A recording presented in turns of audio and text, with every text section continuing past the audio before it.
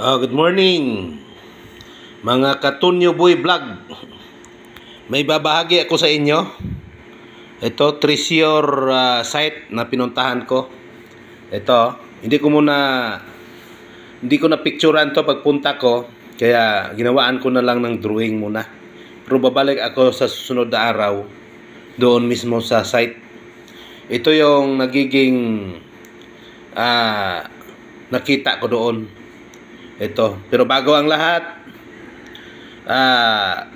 yung bago lang dito sa channel ko, paki-like na lang, subscribe, at pakipindot na rin sa bell buttons para updated kayo sa mga vlog ko. Si Tonyo Boy ito, Tonyo Boy Vlog. Ito ipapakita ko sa inyo, babahagi ko. Ito yung lumang kahoy, ang tawagin ay dita nga kahoy. Napakalaki ito, parang tangke ang laki nito. Tapos ito naman yung balon, na lumang balon. Ito creek to creek na maliit, mayroong tubig yan na dadaloy. Ito galing sa taas pababa, yan, ganoon din yan, may araw pababa yan, ganon. Nagway yung ilog na yan. Yan o. Why? At ito, balon. Lumang balon ito. Itong site na ito ang hinahanap ng unang mahanap dyan, yung may kasamang hapon. Hinahanap ito kung saan daw to na lokasyon. Pero ang tinuturo ng mga natanungan, hindi nila alam. Kasi itong puno na ito, putol na ito, maiksi na lang. Yung matanda na kausap ko nito, siya talaga ang may testimony nito. Kaya nabahagi niya sa akin na ito yung hinahanap ng mga Hapon. Si mayroon daw silang kukunin. Kaya hindi niya tinuturo. Ang ginawa niya, hinukay ito dito, pero hanggang 4 feet lang sila. Hindi nila natapos. Dahil wala silang detector. Kaya napagod yung anak niya. Yun, nabahagi sa akin, pinuntahan ko. Kinuhanan ko ito ng detector dito, itong balon mismo. May nag-detect siya dito banda. Ito. Tapos dito sa Y. Dalawa ang nag-detection sa akin dyan.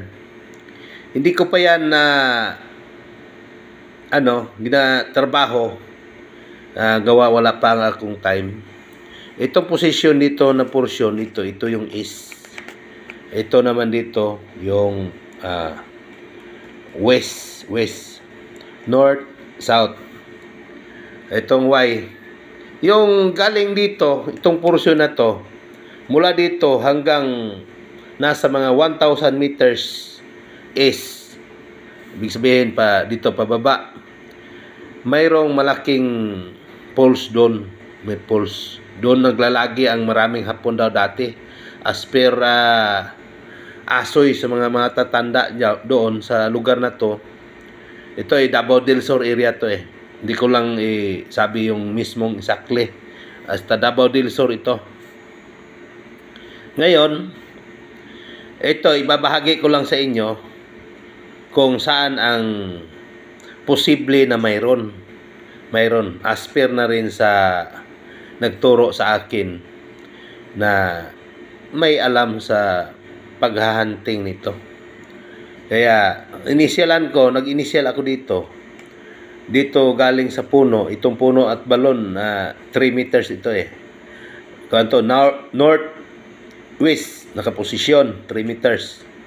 Kaya ako dito, mayroong ginamit akong detector mula sa balon pais.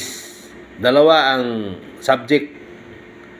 Ito dito, tsaka itong Y dito.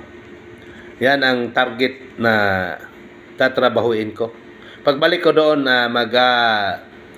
video ako sa mismong area. Hindi ako nakakuha ng mga picture nung pumunta ako doon. Gawa ng maulan-ulan. Tsaka alanganin na yung oras, medyo pakulimlim na. Kaya hindi na ako nakagawa ng picture pa.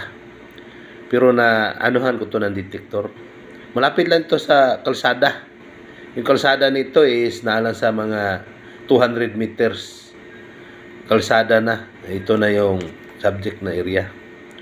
Ito, babalikan ko ito next day. Kukuha ko ng mga picture taking nito at saka video.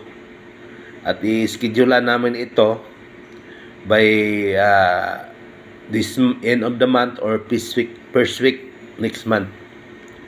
Mga ka Tonyo Boy Vlog dyan, hanggang dito na lang. Maraming salamat sa inyo. God bless you all.